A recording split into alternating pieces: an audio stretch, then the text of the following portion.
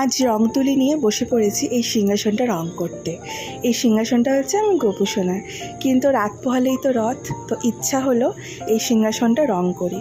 তো রঙও সেরকম ছিল না, আর বাইরেও বেরোতে পারছি না, কেন জ্বর সর্দি কাশির জন্য শরীরটা খুবই খারাপ। তো ঘরে যতটুকু রং ছিল সেটা দিয়েই দেখো রেডি করে নিয়েছি। তো সেটাতেই বেশ ভালো লাগছে। তো ইচ্ছে ছিল অনেক কিছু, কিন্তু শরীরের জন্য করা হলো না। তো প্রভু যতটুকু ইচ্ছা, তো সেটা নিয়েই সব কিছু রেডি করেছি। আর দেখো প্রভু কিন্তু আজকে রথযাত্রা বসেও পড়েছে, আমি সাজিয়ে গুজিয়ে সুন্দর করে বসিয়ে দিয়েছি। তো জগতে প্রভুর ইচ্ছে ছাড়া তো কিছুই হয় না।